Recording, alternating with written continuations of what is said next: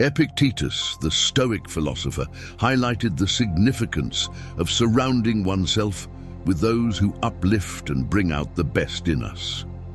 As the saying goes, we are the average of the 5 individuals we spend the most time with.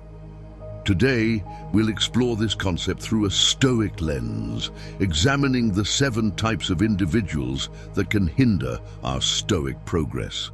Join me as we navigate these complex relationships. Before we embark on this insightful journey, I kindly ask for your support by liking this video. Your engagement aids in the dissemination of Stoic wisdom. If you haven't subscribed yet, I encourage you to do so and click the bell icon for timely updates on our explorations. Also, I recommend you to watch the video until the end because I guarantee you don't want to miss these principles. Type of people to avoid. 1. The complainer. We've all encountered that one individual, a friend, family member or co-worker, who seems to find fault in everything. Whether it's the weather, their job, or the food at a popular restaurant, they never miss an opportunity to express their dissatisfaction. You might wonder, why should this concern me? I can just ignore them. However, consistent exposure to such negativity has a draining effect on your mental well-being.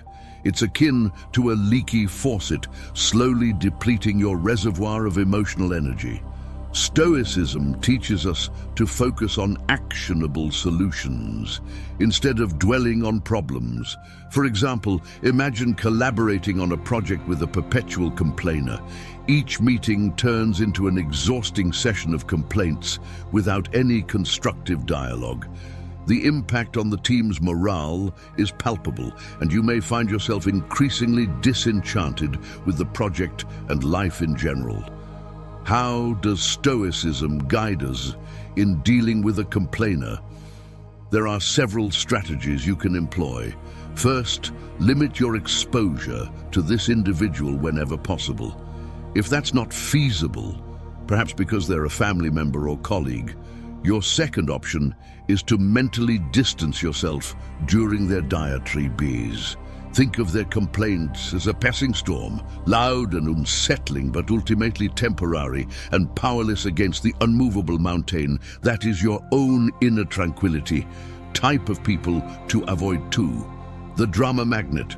Picture yourself navigating life as if it were a ship sailing through calm waters. Suddenly, you encounter the whirlpool known as the drama magnet. This individual seems to have an unending series of crises, conflicts, or controversies, and like a whirlpool, they have an unsettling ability to suck you into their vortex of chaos. You might initially find yourself attracted to the drama magnet's energy, mistaking it for passion or excitement. However, you'll soon realize that being in their sphere is like navigating a ship through a storm, exhausting and dangerous. Dealing with drama magnets is tricky because their crises can often feel like your own. Their chaos is infectious, and you might even find yourself embroiled in conflicts that you had no initial part in. Let's consider a practical example. You have a friend who frequently has fallouts with others in your social circle. Today, they're not talking to Sarah. Tomorrow, it's Tom. Your friend comes to you for advice, but you notice that this cycle never ends. Suddenly, you find yourself at odds with Sarah or Tom because you tried to intervene. In this case, you could employ a strategy called reflective listening. Instead of offering advice or taking sides, mirror their words back to them. For example, if they say, "I can't believe Sarah said that about me," you could respond with, "So you're feeling betrayed by Sarah's words." This technique allows you to provide emotional support without getting entangled in the drama yourself. Another approach, and one that might sound counterintuitive, is to become selectively unavailable.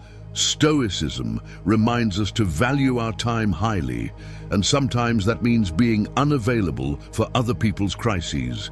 especially if they're recurring without resolution. Turn off your phone during certain hours. Create focused periods where you concentrate solely on your work or personal development, and let it be known that during these times, you're not to be disturbed. Type of people to avoid. 3. The naysayer. Picture this. You're an artist painting a canvas. Each brushstroke adds color, depth, and life to your vision. Enter the naysayer. They walk into your studio, glance at your work, and immediately begin to critique it. Are you sure about that color? That doesn't look realistic. You know, most artists never make it. Their words, like strokes of gray paint, start to dull your vibrant canvas. This isn't your standard constructive criticism, which can be valuable. Instead, it's a persistent aura of doubt and negativity. For example, let's say you're excited about pursuing a new career path. You've done your research, spoken to professionals in the field, and maybe even taken a few preliminary courses. When you share your enthusiasm with the naysayer, they quickly list all the reasons it won't work out. The market is too competitive. Do you have the right skills? What if you fail? Soon enough, their doubts start to feel like your own, and the self-assured vision you had starts to wobble. How do you deal with a naysayer, especially when they might be someone close to you? One unconventional but effective method is to ask them for advice rather than just sharing your plans or aspirations. When people are put in an advisory role, they're less likely to attack your ideas outright and may offer more constructive feedback.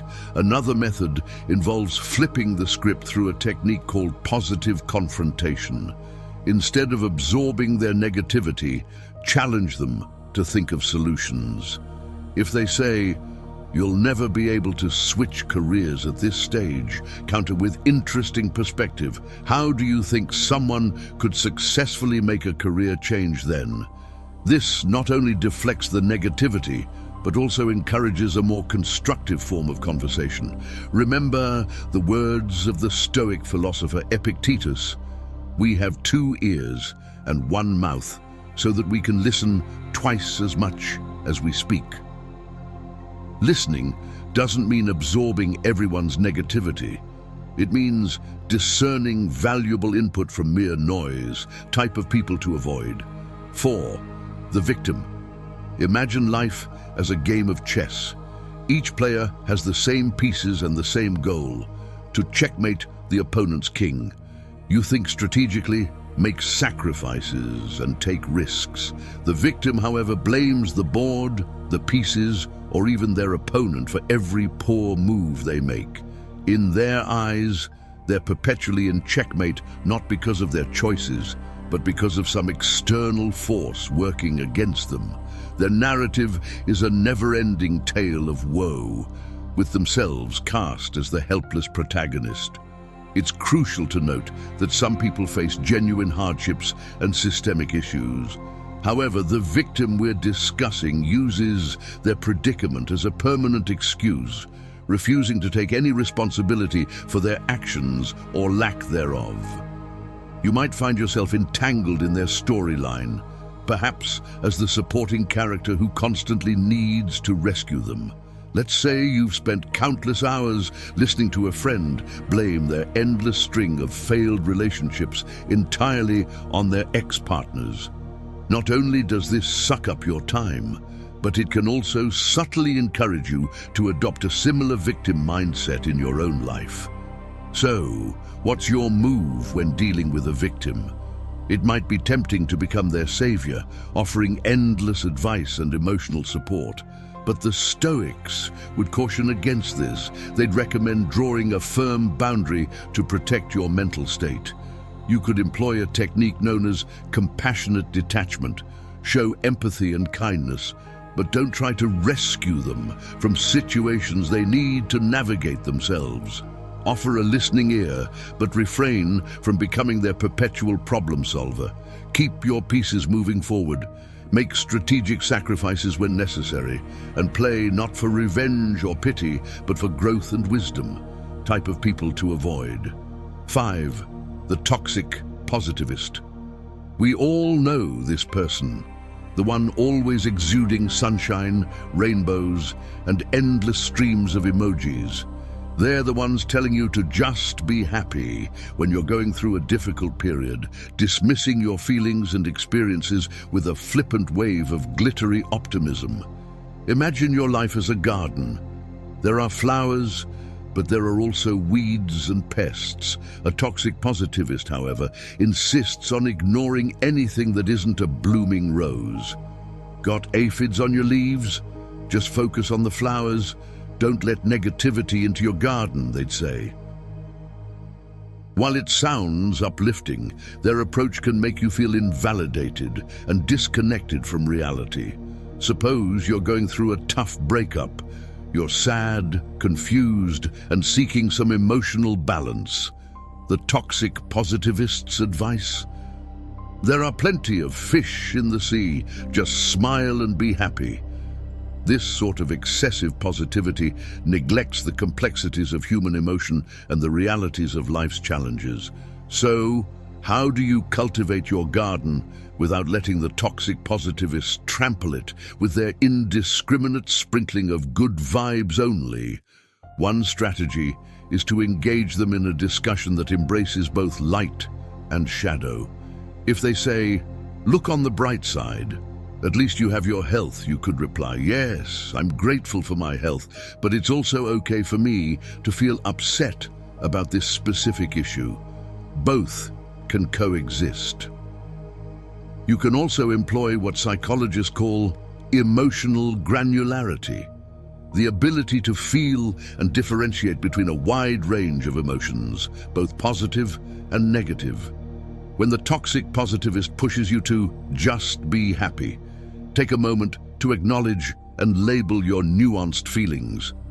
"I'm feeling a bit melancholic today due to X, and that's okay," can be a liberating affirmation. So, the next time the toxic positivist sprinkles their confetti on your carefully tended garden, take a step back.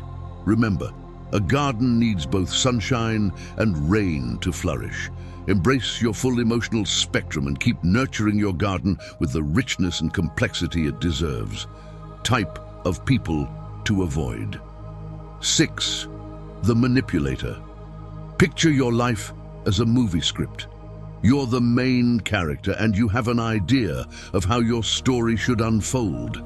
Enter the manipulator, the shadowy producer who subtly rewrites your script without you even realizing it, until one day you find your storyline has veered off course.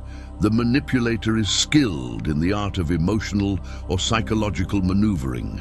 They might use flattery, guilt trips, or even deceit to steer you in a direction that benefits them. You might have a friend who always manages to get you to pay for dinner by saying something like, "You know, I've been having a rough month, and you're so successful. It wouldn't mean much to you, but it would make my day better." Over time, you find that your generosity has been taken advantage of, but calling them out feels uncomfortable because they framed it as a favor to a friend in need. Handling a manipulator can be a tricky business. One method to counteract their tactics is what some experts call fogging. This technique involves agreeing with any truth in the manipulator's statements, but refusing to be moved by emotional coercion. If they say, "You're so successful, you should cover dinner," you could respond, "You're right that I've been doing well, but let's split the bill," as we usually do. Another approach is to set clear boundaries and enforce them. If the manipulator wants you to lend them money or commit to tasks you're uncomfortable with, learn to say no assertively. Keep your tone calm and your words clear. "I can't lend money, but I'm here to offer emotional support." Type of people to avoid. 7. The energy vampire. In the grand tapestry of life, imagine your energy as a precious resource, finite and valuable. Now, picture the energy vampire as a relentless thief, constantly draining your reservoir with their insatiable need for attention, validation, or sympathy. Energy vampires come in various forms. They could be the friend who always has a crisis right when you're about to share your exciting news, or the colleague who consistently interrupts your workflow with their tales of woe. Their presence leaves you feeling exhausted, as if they've siphoned off the vitality you need for your own pursuits. The Stoics advocate for the wise and intentional use of our time and energy. Seneca wisely stated, "It's not that we have a short time to live, but that we waste much of it." By allowing energy vampires into our lives, we risk squandering the finite time and energy we have on this earthly journey. How do you protect yourself from the clutches of an energy vampire? The key lies in establishing firm boundaries. Recognize when your energy is being drained and consciously decide how much of it you're willing to allocate to the vampire's needs. Consider implementing the 2-minute rule inspired by David Allen's productivity philosophy. If the energy vampire's concern or complaint can be addressed in 2 minutes or less without significant disruption to your own energy, go ahead and engage. However, if their request demands more time and emotional investment, politely but firmly express that you have other commitments and will need to discuss it later. As you navigate through life, surrounded by various personalities, remember the Stoic teachings that encourage us to choose our company wisely. Epictetus emphasized, "Be careful to leave your sons well instructed rather than rich, for the hopes of the instructed are better than the wealth of the ignorant." In conclusion, our journey through the 7 types of individuals to avoid has equipped us with valuable insights from Stoic philosophy. By recognizing and navigating these challenging relationships, we can stay true to our Stoic principles, fostering personal growth, resilience, and inner tranquility. If you found this exploration enlightening, please like this video, share it with those on their own Stoic journey, and subscribe for more transformative content. Remember, as you navigate the intricate web of human connections, let the wisdom of Stoicism be your guiding light. Thank you for joining us on this profound journey through Stoic philosophy. Until next time, stay wise and stay Stoic.